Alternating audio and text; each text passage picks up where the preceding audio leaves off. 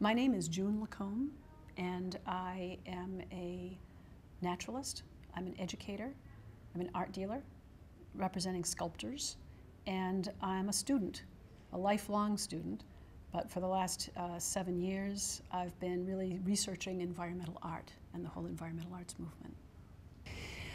In my presentation, I'm advocating that people look at what environmental artists are doing. And I think, I'm a past environmental educator. I was the director of education for the Maine Audubon Society. And I have looked at the environmental arts movement as a way of introducing environmental issues.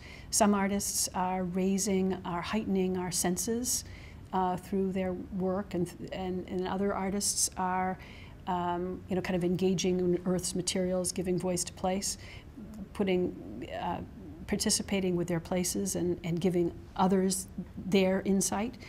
But then other artists are really framing projects that become participatory environmental action projects. In the case of Agnes Denis, she provided a framework for others to create an ecological restoration project, and to provide this way of acting is important for environmental sustainability, and it's something that we can learn from in environmental education. I was an environmental studies major in school. I was taking many science classes as an environmental studies major. And I always took art classes to balance and center myself after being so much in my head. Art, I worked in clay, brought me back to my center. And so I continued when I was working as the director of environmental education and I was leading educational projects. I was working with art projects with kids. We went into we dug clay from the stream bank, and we made pinch pots, and we formed materials, and we engaged with our places through art. And I was working with natural dyes and gathering plant materials and making natural dyes and weaving tree looms with groups of young people. And I just could see in the eyes of these children that one could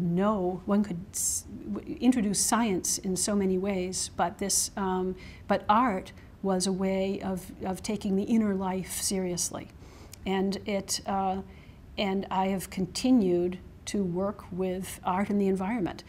I think Maine has extraordinary resources. I mean, I've been thinking about how important the Maine Organic Farmers and Gardeners Association is for the state of Maine, and how the Common Ground Fair touches on so many of the topics that Bioneers is exploring.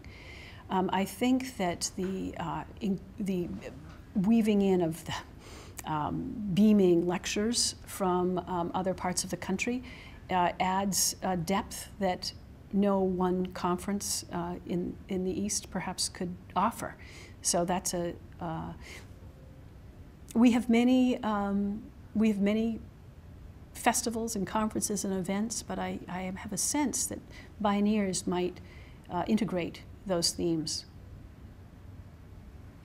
I have been looking at environmental artists as, and really the arts in general, but specifically environmental artists, and thinking about how they can spark our imaginations, how they can kindle, if you will, the consciousness of the people. Artists are dealing with the emotions, and it's this kind of emotional response to our places that we need to weave in to inspire environmental action. Research has shown again and again that it's not what we know, it's an understanding, it's what we know kindled by how we feel, and whether or not we've had practice in acting. Bioneer is life, and it seems there's a pioneering part, so it is exploration.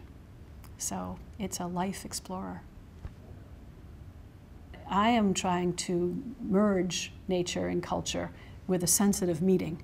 And artists, many artists, are working with materials in an intuitive, thoughtful way that can then imbue, if you will, the environment with this, with a life that is powerful and sustaining if you live with that power. There is the arts, which have been often cut from school budgets.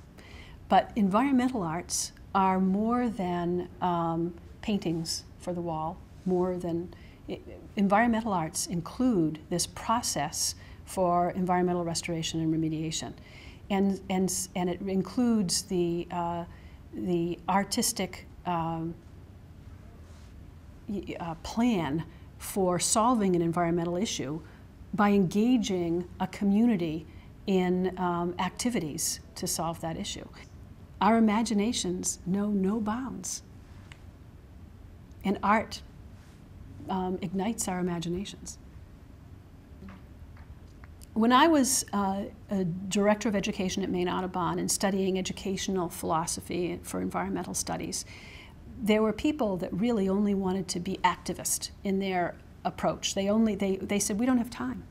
We don't have time to look at the birds. We don't have time to identify mushrooms.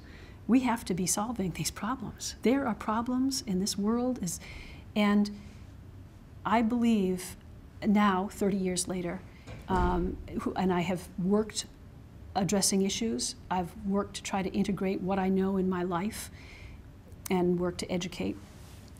But I'm awfully glad that I've looked at the birds.